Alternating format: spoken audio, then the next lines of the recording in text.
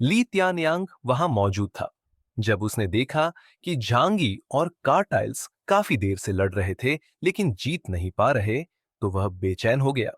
इस वक्त सिचू शिन, जो झांगनान रीजन का हेड था, उसे वार्ड में ले जाकर सख्त निगरानी में रखा गया था। जांगनान के सोल्जर्स को भी आइसोलेशन रूम्स में बंद कर दिया गया था। लिथियानियांग सोच रहा था कि अगर जांग, यी और कार्टाइल्स दोनों कमजोर पड़ते हैं तो फिर शुआनवू आकर सब क्लियर कर देगा। यही उसका आखिरी मौका था, वरना ली गुआंगशियाओ को फेस करना मुश्किल हो जाता। इसी बीच शुआनवू, जो अब तक मजा ले रहा था, अचानक सतर्क हो गया। कम्युनिकेशन चैनल पर उसे झांगी का रिक्वेस्ट दिखा। शुआनवू ने चैनल खोला। झांगी की आवाज आई, शुआनवू, मैं ज्यादा देर नहीं टिक पाऊंगा। अगर तुमने मदद नहीं की तो मैं कार्टाइल्स के साथ चला जाऊंगा। शुआनवू का चेहरा सख्त हो गया। अगर उन्होंने मदद नहीं की तो शायद झांग ये सच में दुश्मन से हाथ मिला लेता। शुआनवू जल्दी से बोला, हंडुन, वेट करो, मैं आ रहा हूं। समुंदर के ऊपर शुआनवू की आंखों से नीली रोशनी निकली। उसने मुंह खोला और एक जबरदस्त एटॉमिक एनर्जी बॉल तैयार की। फिर वह एनर्जी एक तलवार जैसी बीम बनकर सीधा कार्टाइल्स की तरफ चली गई। कार्टाइल्स ने खतरा भांपते ही अपने सामने सुपर ओरिजिनल वाटर से एक बड़ा शील्ड बना लिया। एटॉमिक ब्रेथ और वाटर शील्ड टकराए। झांगी ने भी मौका देखकर अपनी यूनिवर्सल गेट्स स्किल पूरी ताकत से खोल दी और हजारों डोर तैयार कर दिए, जिनसे वॉइड टेंटेकल्स निकली और कार्टाइल्स पर हमला बोल दिया। स्टार आइलैंड के ऊपर भयानक एनर्जी फूट पड़ी। भयंकर गर्म हवा और एक विशाल मशरूम क्लाउड ने सैकड़ों मील तक झर भरे धुएं और बर्फ को उड़ा दिया। शहर के बड़े हिस्से तबाह हो गए। ये पहली बार था कि 3 इप्सिलॉन लेवल वॉरियर्स एक साथ लड़े थे और उनकी तबाही लगभग God of death of love जैसी थी। सभी लोग सहम कर रह गए। ली त्यानयांग गुस्से से चिल्लाया, श्वानवू, तुमने जल्दी हमला क्यों किया? कार्टाइल से पहले क्यों नहीं निपटने दिया? श्वानवू ने ठंडेपन से जवाब दिया, अगर मैंने देरी की तो झांगी दुश्मन से हाथ मिला लेता। फिर हमारे खिलाफ एक और पावरफुल एनिमी बन जाता। स्टार आइलैंड पर झांगी और कार्टाइल्स एक दूसरे को घूरते रहे। भले ही लड़ाई डरावनी थी, लेकिन दोनों को कोई बड़ा नुकसान नहीं हुआ था। एप्सिलॉन स्तर के वॉरियर्स में कोई आसानी से जान जोखिम में नहीं डालता। कार्टाइल्स ने जनरल हॉर्न से कहा, शुआनवू ने एक्शन ले लिया है। अब अगर मैं लड़ाई जारी रखूं तो फायदा नहीं होगा। हॉर्न ने भारी दिल से ऑपरेशन को कैंसिल कर दिया। कार्टाइल्स ने जांगी से कहा, आज के लिए काफी है। उम्मीद है हम फिर से लड़ाई में ना मिले। झांगी ने सिर हिलाया और राहत की सांस ली। अब उसकी ताकत मान ली गई थी। उसका स्टेटस पक्का हो चुका था। अब पूरी दुनिया को पता चलेगा कि हुआशु किंगडम को एक और इप्सिलॉन मिल गया है। तभी झांगी को खतरे का एहसास हुआ। वो विशाल क्रेटर, जिसे सोर्स ऑफ गॉड कहते थे, वहां से एक खतरनाक आभा उठी। झांगी और कार्टाइल्स दोनों के हाथ पैर सुन्न हो गए। कुछ ऐसा प्रकट हुआ जो उनकी कल्पना से परे था। एक 5 मीटर लंबा इंसानी आकृति वाला क्रिएचर, जिसकी पीठ से एक लंबी पूंछ लटक रही थी। भयानक एबिस के ऊपर एक 5 मीटर लंबा इंसानी शेप वाला क्रिएचर हवा में शांति से तैर रहा था। उसका पूरा शरीर काले आर्मर से ढका था। चेहरा दिखना नामुमकिन था। वो हवा में हाथ बांधकर खड़ा था। उसकी आंखें हर चीज को स्कैन कर रही थीं। झांगी, कार्टाइल्स, शुआनवू और दोनों जिलों की फ्लीट्स सब उसकी नजर में थे। बिना कुछ किए भी उसकी मौजूदगी से ठंडक फैल रही थी। झांगी ने घबराकर शुआनवू से पूछा, ये मॉन्स्टर अचानक कहां से आया? तुम्हें ईस्ट चाइना सी रीजन में इसका पता नहीं चला? शुआनवू ने गहरी नजरों से जवाब दिया, क्या तुम्हें लगता है ये हमारा किया हुआ है? स्पष्ट था, अगर ये उनका अपना होता तो 2 इप्सिलॉन स्ट्रॉन्गमैन की ताकत से कब का मैदान साफ कर चुके होते। झांगी ने गंभीरता से कहा, मुसीबत बढ़ गई है। तभी ब्लैक आर्मर में ढके मॉन्स्टर ने झांगी को दिलचस्पी से देखा। उसने अपना दाहिना हाथ खोला। इंसानी हाथ नहीं, बल्कि ड्रैगन जैसी पंजों वाले हाथ में काली स्केल्स चमक रही थीं। पल भर में उसकी हथेली में ब्लैक एनर्जी कंडेंस हुई और झांगी की ओर दाग दी गई। जबरदस्त एनर्जी वेव ने रास्ते की हर चीज को चीरते हुए झांगी को निशाना बनाया। झांगी ने फौरन all things in universe skill से हजारों डायमेंशनल गेट्स मिलाकर एक विशाल गेट बनाया, जिससे ब्लैक एनर्जी को ब्लॉक किया। फिर भी झांग ये को साफ महसूस हो गया, सामने वाला कार टाइल से भी ज्यादा ताकतवर है। जांगी ने अपनी लेफ्ट आई से भविष्य देखना शुरू किया ताकि ब्लैक आर्मर मॉन्स्टर की मूवमेंट का अंदाजा लगा सके, लेकिन अगले ही पल वो मॉन्स्टर उसकी नजरों से गायब जैसा हो गया। भागना पड़ेगा। झांगी ने फौरन एक डायमेंशनल डोर खोली और अदर डायमेंशनल स्पेस में छुप गया। ब्लैक मॉन्स्टर वहां पहुंचा, देखा कि झांग गायब हो गया है, फिर उसकी नजर घूमी कार्टाइल्स पर। कार्टाइल्स गुस्से में चिल्लाया, फक! ब्लैक आर्मर मॉन्स्टर एक भूत की तरह हवा में फ्लैश करता हुआ कार्टाइल्स के सामने आ गया। कार्टाइल्स ने सुपरमैन बॉडी एक्टिवेट किया, मसल्स फुलाकर सामने से फाइट करने की कोशिश की, पर ब्लैक मॉन्स्टर ने सिर पर सीधा पंच मारा और कुछ ही सेकंड में उसे हजारों मीटर दूर उड़ा दिया। शुआनवू सन्न रह गया। इतनी ताकत ईस्ट चाइना सी में ऐसा कोई कब आया? ब्लैक मॉन्स्टर फिर शांत हो गया, जैसे आसपास की दुनिया पहली बार देख रहा हो। लेकिन उसकी नजर शुआनवू पर पड़ी, एक विशाल समुद्री कछुआ जैसा, दूर से भी साफ नजर आने वाला। उसने अपना हाथ खोला और एक एनर्जी कैनन तैयार कर सीधा शुआनवू पर फायर कर दिया। शुआनवू ने अपना सिर पीछे खींचा और एटॉमिक ब्रेथ से बचने की कोशिश की। दोनों शक्तियां टकराईं, लेकिन शुआनवू को पूरी तरह दबा दिया गया। ब्लैक मॉन्स्टर का अटैक शुआनवू के खोल से टकराया, उसे समंदर में कई बार पलटा कर गिरा दिया। अंदर मौजूद लोग भी बुरी तरह गिर पड़े। ये कौन सा मॉन्स्टर है? इसकी स्ट्रेंथ तो 20,000 पॉइंट से भी ज्यादा लग रही है। उसी वक्त जांग ये डायमेंशनल स्पेस से निकला। उसने एक पल भी बर्बाद नहीं किया और चीखा, हुआ!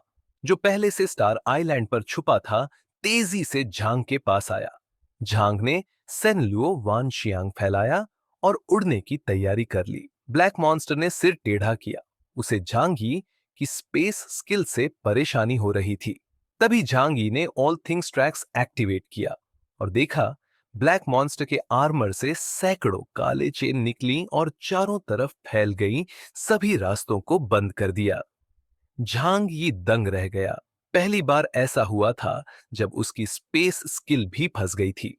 झांग यी के पास स्पेस और टाइम दोनों की एबिलिटीज थी, इसलिए उसने ओपोनेंट के प्रेडिक्शन को भी पहले ही प्रेडिक्ट कर लिया और तुरंत अपना मूवमेंट डायरेक्शन बदल दिया। पर जैसे ही वो भाग रहा था, ब्लैक आर्मर्ड मॉन्स्टर के आर्मर से हजारों काले चेन निकलकर उसकी तरफ दौड़ डीएच पड़े। सबसे हैरानी की बात यह थी कि वो सिर्फ छांगी पर नहीं बल्कि कार्टियर्स, शुआनवू और पूरी जॉइंट फोर्सेस फ्लीट पर एक साथ अटैक कर रहा था। ये तो हमें शिकार समझ रहा है। झांगी ने अपने आसपास टू रियल्म्स ब्रेकिंग नॉट से डिफेंस बनाया। अब वो सिर्फ 2 डायमेंशनल गेट्स का यूज नहीं कर रहा था, बल्कि 77 डायमंड शेप वाले गेट्स से एक पूरा स्फेरिकल शील्ड बना रहा था। चेन ने उसकी स्पेस को चीरते हुए अटैक किया, पर शुक्र था कि मेन अटैक झांगी पर फोकस नहीं था। कार्टियर्स और शुआनवू भी मुसीबत में पाडीडीडीएच गए थे। दोनों अपनी पूरी स्ट्रेंथ से डिफेंस कर रहे थे। स्टार आइलैंड के ऊपर कार्टियर्स की super original water power fully explode हो गई और शुआनवू का जायंट बॉडी जॉयरोस्कोप की तरह घूमते हुए वेव्स मचा रहा था। जॉइंट फोर्सेस के कुछ शिप्स चेन अटैक से तुरंत टूट गए। जनरल हॉर्न ने फुल फायर पावर से मॉन्स्टर पर फायर करने का ऑन ऑर्डर दिया, पर फिर भी कुछ शिप्स बटर की तरह कट गए। ब्लैक आर्मर्ड मॉन्स्टर ने कुछ शिप्स को उठाकर आसानी से फॉग वैली एबिस की तरफ खींच लिया। झांगी ने रियलाइज किया कि यह मॉन्स्टर बिल्कुल अलग ही लेवल का है। उसने अपनी मैक्सिमम स्पीड पर सिनरो वानशियांग खोल दी और 3000 गेट्स के थ्रू लाइट स्पीड से भाग गया।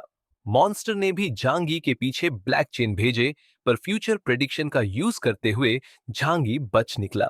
मॉन्स्टर थोड़ी देर फॉग वैली के ऊपर रुका रहा, जैसे किसी चीज ने उसे रोका हो। झांगी दूर समुंदर की तरफ भाग गया और श्वानवू के हेल्प कॉल्स को इग्नोर कर दिया। उसका मानना था, अक्लमंद आदमी खुद को मुश्किल में नहीं डालता। श्वानवू और कार्टियर्स वहीं अटैक झेलते रहे, जब झांग ये सेफ डिस्टेंस पर रुककर सब कुछ ऑब्जर्व कर रहा था। 10 मिनट्स के बाद बैटल की एनर्जी धीरे धीरे कम होने लगी।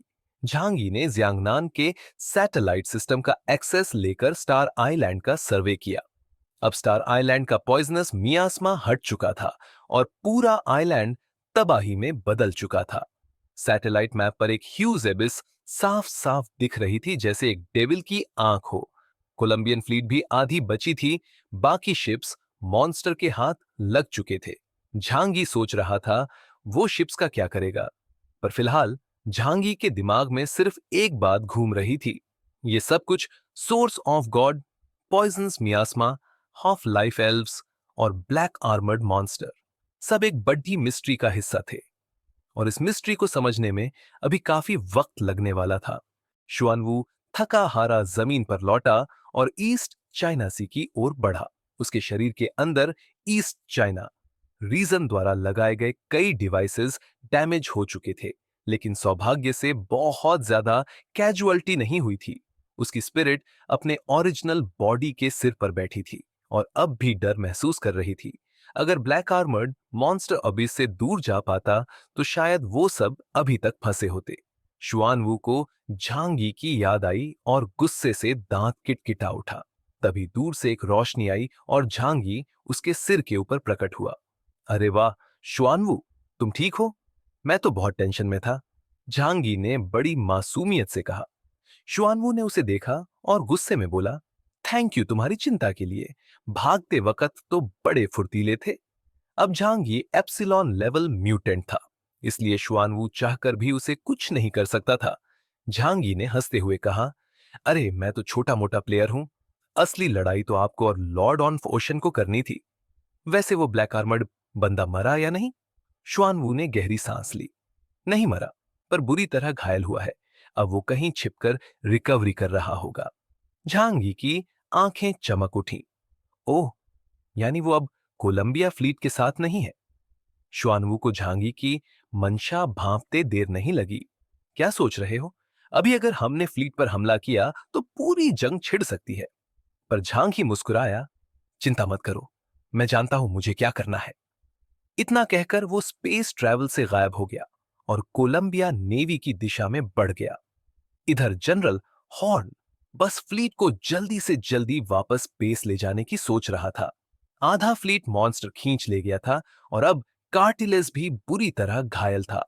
फुल स्पीड, इस मनहूस जगह से निकलो, हॉर्न चिल्लाया। तभी क्लूडी कुछ अजीब सा चेहरा बनाकर हॉर्न की ओर देखने लगा। हॉर्न गुस्से में बोला, क्या देख रहा है, भाग कर अपना काम कर। तभी क्लूडी के बगल से एक और सिर निकला। झांगी मुस्कुराते हुए बोला, hello, nice to meet you. Command center में सन्नाटा छा गया। सभी डेल्टा लेवल म्यूटेंट तक सिर झुकाकर खामोश हो गए। हॉर्न ने घबराते हुए फुसफुसाया, कार्डिलेस कहां है? एक ऑफिसर बोला, वो तो पहले ही भाग गया। हॉर्न गुस्से से बड़बड़ाया, कमबख्त, सब भाग जाते हैं। उसने जबरन मुस्कान बनाते हुए कहा, वेलकम मिस्टर चाओस, हमारी गलती है, कोई चाय वाय लाओ। झांगी बस उसे घूरते रहा, जिससे हॉर्न के रोंगटे खड़े हो गए। अगर झांगी चाहता तो पल भर में उसे खत्म कर सकता था। हॉर्न घबराकर बोला, प्लीज, आप जो शर्त रखे मैं मान लूंगा। झांगी की आंखों में एक चमक आई। असल में उसका मकसद हॉर्न को मारना नहीं था, बल्कि डील करना था। आखिर में उसने 2 लेटेस्ट वॉरशिप हासिल कर ली। ये वही वॉरशिप्स थीं जिन्हें वह लूक कैरन को देना चाहता था, ताकि वो मेचा बनाने का काम शुरू कर सके। अब इससे अच्छा मौका फिर नहीं मिलने वाला था। हॉर्न का दिल टूटा, पर जान बचाने के लिए उसे यह सौदा मंजूर करना पड़ा। झांगी ने दोनों वॉरशिप्स को अलग अलग स्पेस में भेज दिया और निकल गया। जनरल हॉर्न ने माथे से पसीना पोंछा और गुस्से में टेबल पर मुक्का मारा। हरामखोर कियोन्स, अगर सबकी जान बचानी न होती तो मैं उससे यहीं लड़ लेता। सभी ऑफिसर्स जनरल हॉर्न को अजीब नजरों से देखने लगे। जनरल ने आवाज ऊंची करते हुए कहा, मेरी मौत से फर्क नहीं पड़ता, लेकिन पूरे फ्लीट के लोग, ये नेवी का फ्यूचर है, मैं इन्हें यूं मरने नहीं दे सकता था। लेफ्टिनेंट कर्नल क्रूडी भागता हुआ आया और बोला, जनरल, हमें सब पता है, आपके पास और कोई चॉइस नहीं थी। जनरल हॉर्न इतना भावुक हो गया कि अपनी पिस्टल निकाल ली। ऐसे जीने का क्या मतलब? नहीं जनरल, ऐसा मत कीजिए। क्रूडी और बाकी ऑफिसर्स ने जल्दी से पिस्टल छीन ली। हॉर्न ने गहरी सांस ली और कहा, अगर ऐसे ही चलता रहा तो मैं कमांडर का सामना कैसे करूंगा। सभी ने उसे दिलासा दिया। वैसे देखा जाए तो मिशन फेल नहीं हुआ। सोर्स ऑफ गॉड तो ईस्ट चाइना सी रीजन को भी नहीं मिला। और फिर वो ब्लैक आर्मर्ड वियर्डो भी तो अचानक आ गया था। इसका किसी ने अंदाजा नहीं लगाया था। हॉर्न धीरे धीरे खुद को संभालने लगा। जहां तक उन दो वॉरशिप्स की बात थी जिन्हें जांग यी ले गया था, सबने मिलकर प्लान बनाया। रिपोर्ट में ब्लैक आर्मर्ड वियर्डो को ब्लेम कर देंगे कि उसने उन्हें सिंक कर दिया। झांगी तो वैसे भी एलियन है, वॉरशिप्स उठाना उसके लिए कोई बड़ी बात नहीं। कोलंबियन नेवी भी ज्यादा सवाल नहीं करेगी। झांगी ने कोलंबियन नेवी से पैसा ठगने के बाद स्वानवू को ढूंढने गया, पर वो गायब था। झांगी की हंसी रुकने का नाम नहीं ले रही थी। उसे पता था ली टियनयांग और स्वानवू डर के मारे भाग चुके होंगे। पर झांगी परेशान नहीं था। उसके पास उन दोनों का लीवरेज था। उसने सीधे ली टियनयांग से कांटेक्ट किया। इतनी जल्दी क्यों भाग गए? किंगलोंग बुरी तरह इंजर्ड है। जल्दी वापस आओ वरना मर जाएगा। सच में किंगलोंग की हालत सीरियस थी। झांग यी ने बस उसकी जान कुछ वक्त के लिए बचाई थी। बिना सही इलाज के वो मर जाता। ली टियानियांग के माथे पर पसीना आ गया। अगर किंगलोंग भी मर गया तो ईस्ट चाइना सी रीजन की हालत और खराब हो जाती। खुद ली को भी कोर्ट मार्शल का सामना करना पड़ता। ली टियानियांग ने टीथ भींचते हुए कहा, झांगी तू बहुत घटिया है, पर ठीक है, किंगलोंग को वापस लेना ही होगा। उसने स्वानवू से कहा, कोऑर्डिनेट भेजो, उसे वापस लाते हैं। स्वानवू, जो 1000 मीटर अंडर वाटर था, सरफेस पर आया और झांगी को लोकेशन दी। झांगी खुश होकर वहां पहुंचा। स्वानवू ने मुंह खोला और हुआ हुआ जो किंगलॉन को लादे था बाहर निकला। झांगी रिलैक्स्ड होकर अंदर चला गया। ली टियानयांग अपने गार्ड्स के साथ आया। झांगी को देखते ही उसका कॉन्फिडेंस थोड़ा डगमगाया, क्योंकि झांगी यानी कियोजिन्स पूरी दुनिया में चलता था। वो अकेले शहर तबाह कर सकता था। पर ली टियानयांग को लगा कि जियांगनान रीजन के लोगों को पकड़कर उसके पास भी ताकत है। इसलिए उसने खुद को संभाला। कियोन्स, तूने हमें फंसाया है। इस बार तू नहीं बचेगा। जियांगनान रीजन को इसका जवाब देना पड़ेगा। उसका डायलॉग खत्म भी नहीं हुआ था कि अचानक हवा में से एक जोरदार स्लैप पड़ा। ली टियानयांग लड़खड़ा गया। वो गुस्से से चिल्लाया, झांगी, तूने मुझे मारा। झांगी ने बिना बोले पिस्टल निकाली। सभी ऑफिसर्स के चेहरे सफेद हो गए। स्वानवू का सोल भी झांगी को रोकने आया। हुनदुन, शांत हो जाओ। पर झांगी ने ठंडी नजर से देखा। लड़ना है? स्वानवू चुपचाप पीछे हट गया। वो जानता था इस हालत में झांगी से भिड़ना मूर्खता होगी। ली टियानयांग डर के मारे चिल्लाया, मैं ऑपरेशन का चीफ हूं। झांगी ने उसकी लेफ्ट नी पर गोली मारी। वो घुटनों पर गिर गया। वो संभलने की कोशिश कर ही रहा था कि दूसरी नी पर भी गोली चली। आ! ली टियानयांग दर्द में चिल्लाता पड़ा रहा। झांगी ने उसकी कनपटी पर गन रखी और बोला, ली टियानयांग, तू बैटलफील्ड पर बेकार ऑर्डर्स देता रहा, जिससे कई निर्दोष मारे गए। तूने कियोन्स पर झूठा दबाव डाला और जानबूझकर उसे मरने के लिए छोड़ दिया। बता, तुझे मरना चाहिए या नहीं? ली तियानयांग की आंखें लाल हो गईं। उसने सिर उठाकर झांगी को घूरा। बकवास, तुम कह दो और सब मान लें। झांगी ने घमंड से उसकी आंखों में देखा। हाँ, मैंने कह दिया तो वही सही। ली तियानयांग गुस्से से कांपने लगा। वो जानता था कि अब कुछ भी कहना बेकार था। बिना सोचे उसने कमर से गन निकालनी चाहिए, लेकिन झांगी ने कोई हरकत नहीं की। जैसे ही ली त्यान्यांग ने गन तानी, झांगी ने पहले ट्रिगर दबा दिया।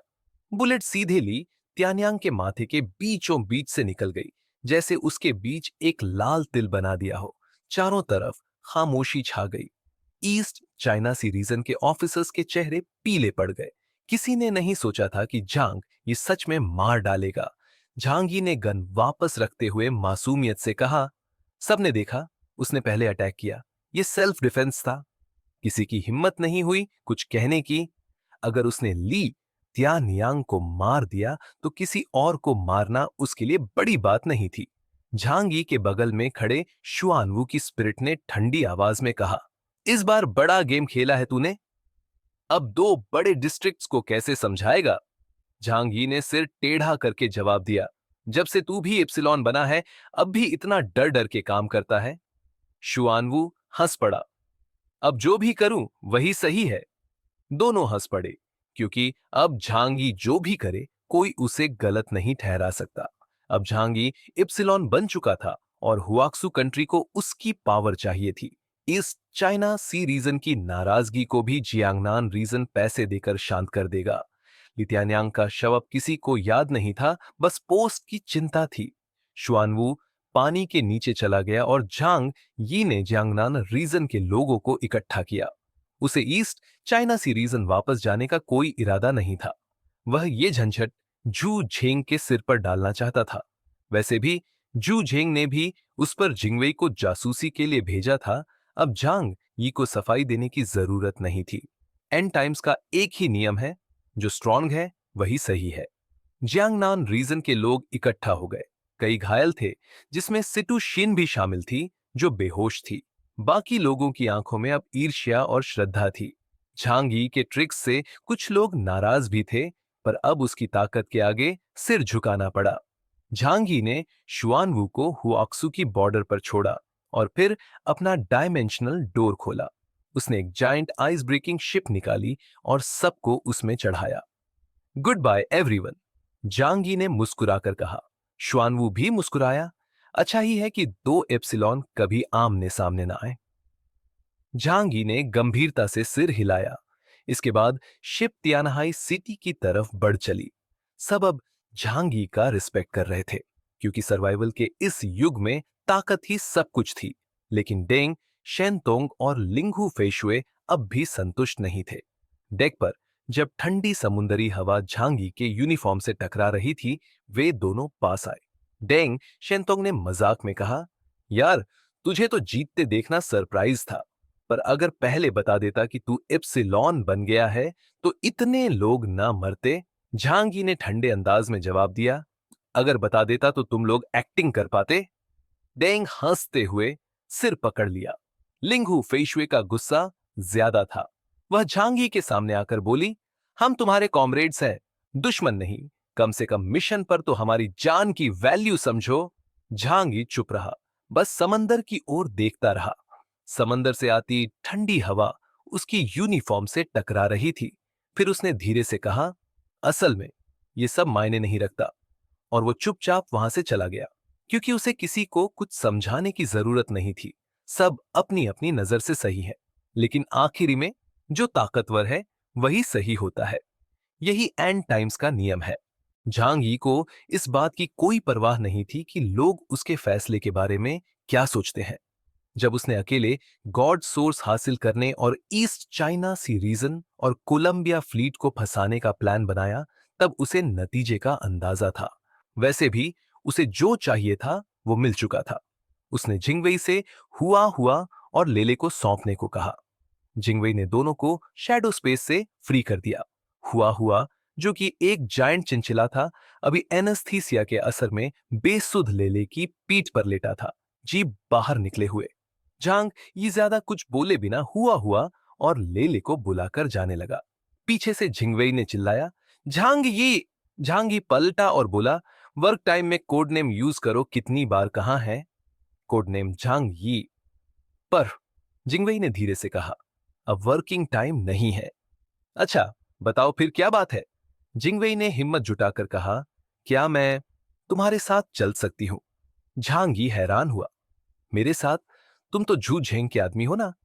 जिंगवेई ने समझाया, मैं बस एक टेस्ट सब्जेक्ट हूं। मेरा असली मकसद था जू यू को परफेक्ट बनाना। मेरी एबिलिटी किसी के सपोर्ट के बिना अधूरी है। तुम्हारे साथ मैं ज्यादा स्टेबल रहूंगी। झांगी को समझ आ गया, अगर जू यू युआन कोंगे की क्लोन थी, तो जिंगवेई की पावर्स भी उसी से रिलेटेड थी। और अब जिंगवेई को अंदाजा हो चुका था कि उसे एक दिन जू यू की परफेक्शन के लिए कुर्बान कर दिया जाएगा। झांगी मुस्कुराया, लेकिन मैं तुम्हें क्यों एक्सेप्ट करूं? मेरे पास तुम्हारी एबिलिटी से बेहतर पावर्स है, और सबसे जरूरी, मैं नहीं जानता कि तुम लॉयल रहोगी भी या नहीं। जिंगवेई ने आखिरी कोशिश करते हुए कहा। मेरी शैडो में जिंदा चीजें स्टोर हो सकती हैं। झांग यी ने सोचा, फिर बिना जवाब दिए वहां से चला गया। चिंगवेई उदास होकर उसे जाते देखती रही। थोड़ी देर बाद ब्लैक यूनिफॉर्म्स में छुपे नाइट क्रो स्क्वाड के लोग सामने आए। ये सभी शैडो एबिलिटी वाले थे, लेकिन जिंगवेई के मुकाबले कमजोर वर्जन थे। कैप्टन, रिपोर्ट बना दें, एक नाइट क्रो ने कहा। जिंगवेई ने सीरियस होकर ऑर्डर दिया। सभी इंफॉर्मेशन कलेक्ट करो। सीन शिफ्ट होता है blizzard city, Jiangnan district. Night crow की रिपोर्ट पढ़ने के बाद जू जेंग चुपचाप बैठा रहा। खिड़की के पास आकर खड़ा हो गया। बाहर बर्फ गिर रही थी। पूरा शहर बर्फ से ढका था। हवा में सिर्फ व्हाइट स्नोफ्लेक्स उड़ रहे थे। मेरी जिंदगी पतली बर्फ पर चलने जैसी है। क्या मैं उस पार पहुंच पाऊंगा? साइड में खड़ा लैन शिनचेंग कुछ कहना चाहता था, पर चुप रहा। हाल की घटनाओं ने जू झेंग को थका दिया था। मैंने सब कुछ कैलकुलेट किया था, फिर भी झांग यी को अंडर एस्टिमेट कर बैठा। अब उसे खुश रखना पड़ेगा। जू झेंग ने आदेश दिए, गोदाम से जरूरत का सामान अलग करो और बाकी झांग यी को दे दो, साथ में वेपन और इक्विपमेंट भी। उसका दोस्त शू यहां अक्सर आता है। ध्यान रखो किस टेक्नीशियन से उसकी जान पहचान है, उसे रिजर्व कर लो। जू जेंग ने झांग यी के लिए बहुत कुछ तय किया, क्योंकि उसे पता था अगर झांग यी नाराज होकर चला गया तो जियांगनान डिस्ट्रिक्ट के पास कोई एप्सिलॉन लेवल का इनह्यूमन नहीं रहेगा। बाकी सारे डिस्ट्रिक्ट ऐसे टैलेंट के लिए तरस रहे थे। लैन शिनचिंग ने हिचकिचाते हुए कहा, जू शुआई, क्या ये सब देना ज्यादा नहीं हो गया? जू जेंग ने जवाब दिया, हम जियांगनान के लोग साल भर से रिलैक्स्ड थे।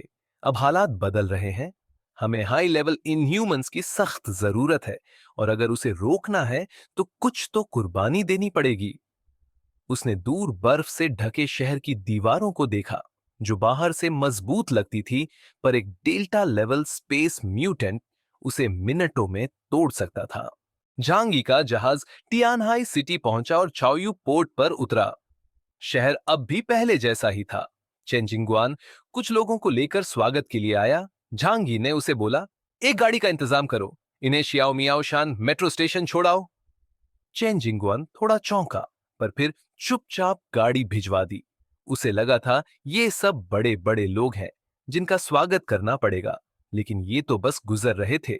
डेंग शेंतोंग ने झांगी से पूछा, तुम हमारे साथ वापस नहीं चलोगे? झांगी ने हल्की हंसी के साथ कहा, अगर मैं अब लौटा तो बहुतों की नींद उड़ जाएगी। तुम लोग जाओ, सब कुछ अपने सीनियर्स को रिपोर्ट कर देना, मैं बाद में आऊंगा। असल में झांग ये खुद भी जू झेंग से मिलना चाहता था।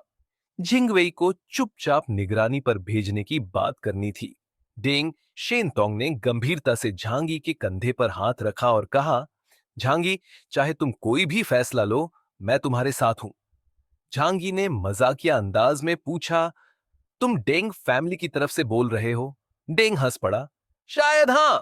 झांगी समझ गया, डेंग फैमिली को झांगी की ताकत चाहिए थी। ब्लिजर्ड सिटी में अब झांगी का साथ पाने वाला सबसे ताकतवर बन सकता था। झांगी ने हल्के से सिर हिलाया और बात वहीं खत्म कर दी। चैन जिंगवान ने सभी को मेट्रो स्टेशन भेजने का इंतजाम कर दिया। अब झांग ये बस घर लौटकर आराम करना चाहता था। यांगसिया की बनाई कॉफी पीना और जो केयर की गोद में लेटना। बेस पर निकलते वक्त झांगी की नजर कुछ जाने पहचाने चेहरों पर पड़ी। लूदाहाई, रोंगलेई और यू गैंग, वो मछुआरे जो वह यानलियू आइलैंड से बचाकर लाया था। अब वे चाओयू बेस के गार्ड्स बन चुके थे। तियानहाई सिटी की कम जनसंख्या को देखते हुए ये जल्दी से ऊपर आ गए थे। झांगी ने मुस्कुराते हुए उन्हें बुलाया। तीनों दौड़ते हुए आए और बड़े सम्मान से बोले, मिस्टर झांग। झांगी ने एलियन स्पेस से सिगरेट निकाली, जिनलिंग्स 12 ब्यूटीज।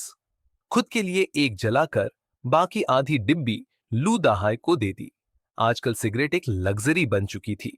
झांगी ने पूछा, यहां की जिंदगी कैसी लग रही है? लू दहाई ने कहा, बहुत अच्छी है सर, यान लियो आइलैंड से तो लाख गुना बेहतर। झांगी ने कहा, अच्छा है, मेहनत करो, अपनी जिंदगी खुद बनानी होगी। ये कहकर वह डायमेंशनल डोर खोलकर जाने लगा।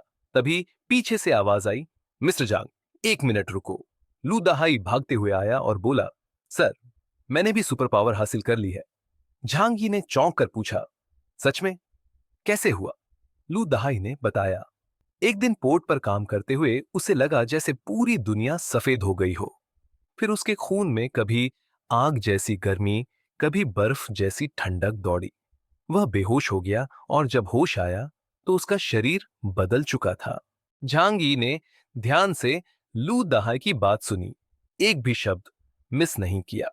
ये पहली बार था जब उसने लू दहाई के म्यूटेशन प्रोसेस के बारे में सुना, बाकी लोगों से एकदम अलग। शायद ये म्यूटेशन का कोई नया तरीका था। झांगी ने कहा, चलो दिखाओ अब तुम क्या कर सकते हो। लू दहाई ने अपनी बाहें चढ़ाई और हथेलियां फैलाई। हल्का सा जोर लगाते ही उसकी स्किन सीवीड जैसी डार्क ग्रीन हो गई। हाथों पर बारीक स्केल्स आ गए और उंगलियों के बीच में मेंढक जैसी झिल्लियां दिखने लगीं। क्लैंग! अचानक उसके फोरआर्म से एक रिवर्स बोन ब्लेड निकला, जो बहुत ठंडा और डरावना लग रहा था। झांकी बड़बड़ाया, ऑर्क टाइप, ओशन टाइप, ये तो तुम्हारे लिए परफेक्ट है। फिर उसने पूछा, क्या किसी और को इसके बारे में पता है?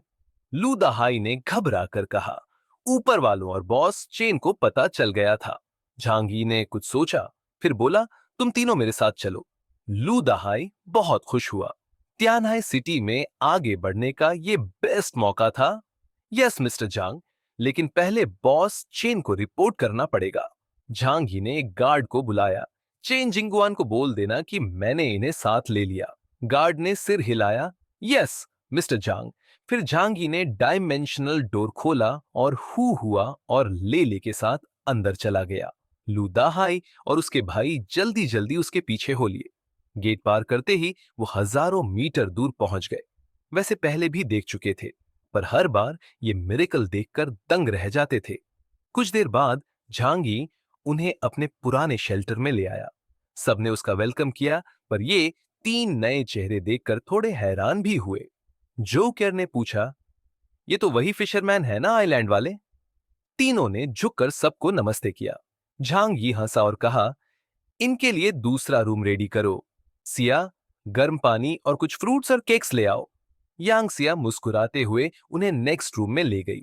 अंदर जाकर तीनों सोफे पर आधे अधूरे बैठे, डरे हुए कि कहीं कुछ गंदा न कर दे। बड़ी सी विंडो से बाहर का बर्फीला नजारा दिख रहा था। लू दहाई ने आह भरते हुए कहा, यही असली जिंदगी है।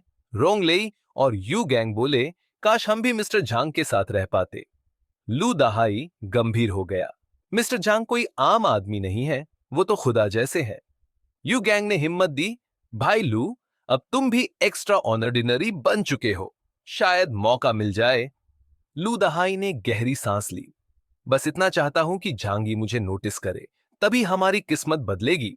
तभी बाहर से दरवाजा खुलने की आवाज आई। यांग सिया ने चाय, फ्रूट प्लेट और केक्स रखे। तीनों के मुंह में पानी आ गया, पर फिर भी शराफत से बैठे रहे। सिया मुस्कुराई, झिझको मत, जो मन हो खा लो। उसके जाते ही तीनों टूट पड़े खाने पर। असली फल और केक इनके लिए किसी सपने से कम नहीं था। दूसरी तरफ झांग ये हुआ और ले के साथ वापस आया। महिलाओं का ध्यान खींचा एक विशालकाय टोटरो जैसे जानवर पर। यांग शिनशिन ने झांगी से पूछा, भैया, ये प्यारा सा गिफ्ट लाए हो हमारे लिए? वो टोटरो अब भी डर से वू वू की आवाज कर रहा था, पर बहुत कमजोर था। कंपाउंड नंबर 3 और एनेस्थेटिक का असर था। अब ये हफ्ते भर के लिए बेअसर रहेगा। झांगी ने कॉफी का एक सिप लिया और कहा, ये मैंने स्टार आइलैंड से पकड़ा है, रिसर्च के लिए लाया हूं। फिर जो केर से कहा, केर, इसका ब्लड सैंपल लो, देखो ये किस प्रजाति का है। जो केर ने सिर हिलाया, ठीक है। यांग शिनशिन झांगी से चिपक गई और बोली, भैया, इस बार स्टार आइलैंड पर धमाल कर आए हो ना? हालांकि बाहर वालों को झांगी के एप्सिलॉन प्रमोशन का पता नहीं था, लेकिन उसके परिवार को सब कुछ मालूम था। अगर ऐसा न होता तो परिवार वाले उसे सिर्फ हुआ और लेले के साथ स्टार आइलैंड जैसे खतरनाक मिशन पर कैसे जाने देते। जब झांगी ने सबके सामने सच बताया था तो उसके चेहरे पर शरारती मुस्कान थी। हाँ हाँ, उस वक्त सबके एक्सप्रेशन बहुत फनी थे। यू अंकल ने थोड़ी चिंता जताई, पर इससे ईस्ट चाइना सी के सारे फोर्सेस को नाराज कर दिया है। झांगी ने बेफिक्री से कॉफी का कप रखा और बोला, हेट करते रहो, जब मैं अच्छा बनता था तब भी कोई थैंकफुल नहीं था। आखिर इस एंड टाइम्स में ताकत ही सब कुछ है। अब जब वो एप्सिलॉन लेवल का इनह्यूमन बन चुका है, कौन उसे चैलेंज करेगा? फैटी सू ने थाई पर थपकी मारी। बॉस अब वर्ल्ड के टॉप पावरफुल लोगों में से है। झांगी मुस्कुराया, लेकिन अकेली स्ट्रेंथ से सब प्रॉब्लम सॉल्व नहीं होते। फिर पूछा, वैसे तुम दोनों की क्या प्रोग्रेस है? स्टार आइलैंड से उसे दो डिवाइन सोर्स मिले थे, प्योर एनर्जी जो लाइफ डायमेंशन को इवॉल्व कर सकती थी। एक उसने खुद यूज किया और एक हुआ हुआ को दिया। बचा हुआ सोर्स फैमिली में बांट दिया। यू अंकल और फैटी सू दोनों ने खुशी से जवाब दिया, हम सक्सेसफुल हो गए बॉस। झांग ही के आंखों में चमक आ गई। सोर्स ऑफ गॉड सच में लोअर लेवल इनह्यूमंस को भी ब्रेक थ्रू दिला सकता था। तो अब तुम लोग भी सिम्बायोसिस की पावर फील कर रहे हो? दोनों ने सिर हिलाया। अब वे डेल्टा लेवल इनह्यूमंस बन चुके थे। यू अंकल ने शर्माते हुए कहा, पर टैलेंट लिमिटेड है, तुमसे बहुत पीछे हूं। फैटी सू ने शर्माते हुए जोड़ा, फिर भी अब हम डेल्टा लेवल पर हैं, बहुत इंप्रेसिव लगता है। झांग यी ने सोफे पर रिलैक्स करते हुए सोचा, थोड़ा स्ट्रेंथ बढ़ जाने से भी फ्यूचर में शेल्टर को बचाने में ये लोग मदद कर सकते हैं। इधर किचन में यांग सिया और जो हाइमी शानदार डिनर तैयार कर रही थीं। घर का काम औरतें कर रही थीं और लड़ाई बाहर मर्द लड़ रहे थे। सब अपनी अपनी जिम्मेदारी निभा रहे थे। यांग शिनशिन और लू केरन ने झांगी से स्टार्ट आइलैंड एडवेंचर की कहानी सुनने की जिद की। झांगी मुस्कुराया, खाना खाते वक्त सब सुनाऊंगा, और हाँ किरण, तुम्हारे लिए गिफ्ट भी लाया हूं। लू किरण की आंखें चमक उठीं। मेरे लिए गिफ्ट? झांगी शेल्टर से बाहर गया और एलियन स्पेस से दो विशाल वारशिप्स निकाले, जो आकर यार्ड में रुक गए। सब लोग दंग रह गए। ये कोलंबिया नेवी से मांगे हैं, शायद वर्ल्ड के सबसे एडवांस्ड वॉरशिप्स। लू केरन का चेहरा खुशी से गुलाबी हो गया। वह दौड़कर झांग यी से चिपक गई और उसे गाल पर किस कर दिया। यांग शिनशिन और जो केर भी शॉक हो गई, पर सब समझ रहे थे कि छोटी केरन का दिल भी धीरे धीरे झांग यी की तरफ झुक रहा था। संभलते हुए केरन ने शर्मा कर कहा, सिर्फ बहुत एक्साइटेड हो गई थी, थैंक यू भाई। झांग यी हंसा, भाई ने जो वादा किया था वो पूरा किया, अब जल्दी से अपना मेका पूरा करो। केरन ने जोश से मुट्ठी भींची और बोली, हाँ भाई, बहुत जल्दी कंप्लीट करूंगी। झांग यी ने यू अंकल से कहा, मटेरियल्स की कटिंग और ट्रांसपोर्ट तुम संभाल लो। यू अंकल ने हंसते हुए कहा, बोलना भी पड़ेगा क्या, ये मेरा ही काम है। दो एडवांस्ड वॉरशिप्स शेल्टर के सामने खड़ी थीं। झांग यी ने सबको वापस कमरे में भेजा। जो केयर, यांग शिनशिन और लियांग यूए ने जब देखा कि बाकी सबके पास गिफ्ट्स हैं, तो उनके दिल में थोड़ी नाराजगी थी। भले ही उन्होंने कुछ कहा नहीं। ये देखकर झांगी मुस्कुराया और बोला, मैं हर किसी के लिए गिफ्ट्स लाया हूं और ये बहुत वैल्यूएबल है। सबकी नजरें चमक उठीं। यहां तक कि यांगसिया ने भी अपना किचन नाइफ नीचे रख दिया। झांगी ने समझाया, सोर्स ऑफ गॉड के अलावा आइलैंड पर एक और प्योर एनर्जी सब्सटेंस भी मिला। फिर उसने एलियन स्पेस से एक एक ट्रांसपेरेंट जार निकाला जिसमें सोर्स एल्व्स बंद थे। इनका यूज करके पावर बढ़ाई जा सकती थी। झांगी ने कहा, मैं इन्हें सबकी एबिलिटी के हिसाब से बांटूंगा। ये सुनकर सब बहुत एक्साइटेड हो गए। यहां तक कि लेले भी अपना एल्फ लेकर कमरे में उछलने लगा। लियांग यूए, यांग शिनशिन और जो केयर को सबसे ज्यादा सोर्स एल्फ्स मिले। जैसे ही सबने एल्फ्स पकड़े, उन्हें अपने अंदर से एक एनर्जी का थ्रॉप फील हुआ। लियांग यूए ने थोड़ी घबराहट से पूछा, ये बहुत कीमती होंगे ना? झांग ही ने कूल तरीके से जवाब दिया, कैप्टन लेवल एलियंस के लिए ही ये कॉमन है, हमारे लिए तो अब ये इतना इफेक्टिव नहीं है। लियांग यूए ने सच्चे दिल से थैंक्स कहा। झांग यी ने हंसकर कहा, थैंक्स बोलने के साथ साथ मेहनत भी करनी होगी, ताकि फ्यूचर में कोई भी चैलेंज आए, हम तैयार रहें। अब अंकल यू और फैटी सू भी डेल्टा लेवल म्यूटेंट्स बन चुके थे। लियांग यूए को लेकर झांग यी के बड़े एक्सपेक्टेशंस थे। वो उसकी राइट हैंड बन सकती थी। यांग शिनशिन एक जीनियस थी, जिसकी रूल बेस्ड एबिलिटी बहुत पोटेंशियल रखती थी। जोकियर की मेडिकल स्किल्स भी क्रिटिकल थीं। यांगसिया द क्वार्टर मास्टर थी, इसलिए उसे भी कुछ दिया गया, लेकिन बाकी से थोड़ा कम। एंड जो हैमी नॉन म्यूटेंट थी, इसलिए उसके लिए कुछ स्पेशल अरेंजमेंट्स अंकल यू ने संभाले। जांगी ने अंकल यू से धीरे से कहा, आंट जू के लिए ओपनली कुछ नहीं देंगे, पर सीक्रेटली गिफ्ट देना। अंकल यू ने शर्माते हुए हामी भरी। दूर से जो हैमी भी शर्मा गई। सबको खुश देख जांगी के दिल में वार्म फीलिंग आ गई। उसे अब अच्छे से समझ आ गया था, बाहर की दुनिया में किसी पर भी फुल ट्रस्ट नहीं किया जा सकता, चाहे वो जू जेंग हो या बाइली चांगचिंग। अपना खुद का स्ट्रॉन्ग ग्रुप बनाना जरूरी था। तभी जो केर ने पूछा, वो 3 लोग कौन हैं जिन्हें आप लाए हो? झांगी ने बिना हिचकिचाए बताया, लू दहाई अब म्यूटेट हो गया है, मैंने उसे स्टडी करने के लिए लाया है। फिर उसने गंभीर होकर कहा, मुझे लगता है चेन जिंगुआन का पोस्ट अब बदलना चाहिए। यांग शिनशिन मुस्कुराई, क्योंकि उसकी स्ट्रेंथ अब काफी नहीं है, सही कहा ना? झांगी ने सिर हिलाया, एग्जैक्टली। फ्यूचर में थ्रेट सी से आएंगे, इसलिए हमें कोस्टल डिफेंस मजबूत करनी होगी। एक गामा लेवल इनह्यूमन पर अब भरोसा नहीं किया जा सकता। झांगी ने प्लान बताया कि न्यूकमर्स को प्रमोट करना पड़ेगा। लू दहाई ब्रेव और स्मार्ट था। अगर उसकी स्ट्रेंथ थोड़ी और बढ़ी तो उसे ट्रेन किया जा सकता है। समुंदर में रहते हुए लू दहाई ने अपनी समझदारी और हिम्मत से सबको चौंका दिया। उसने अपने तरीकों से जहाज पर स्टोअवेयर्स का अलायंस हरा दिया। ऐसा इंसान अगर पावर में आए तो लीडर बनना उसके लिए कोई बड़ी बात नहीं। झांगी उसे बहुत एडमायर करता था और मानता था कि अगर टैलेंट है तो प्रमोट किया जा सकता है। फैटी सू ने पेट पकड़ते हुए कहा, लेकिन क्या इस पर ट्रस्ट किया जा सकता है? झांगी ने हंसते हुए कहा, स्मार्ट लोग कंट्रोल करना आसान नहीं होते, पर अगर मैं स्ट्रांग रहा तो लॉयल्टी बनी रहेगी। उसके लिए लॉयल्टी सिर्फ फायदे के बदले डेडिकेशन थी। फैटी सू शर्माते हुए बोला, बॉस, आप तो बहुत दूर की सोचते हो। झांगी ने घूरा, अब तू भी डेल्टा लेवल का इनह्यूमन है, बेस मैनेज करना चाहेगा? फैटी सू का पसीना छूट गया। नहीं बॉस, मैं तो मस्त हूं, खाने पीने और वीडियो गेम्स में बिजी हूं। झांगी ने लंबी सांस ली। कभी कभी उसे फैटी सू की बेफिक्री पर जलन होती थी।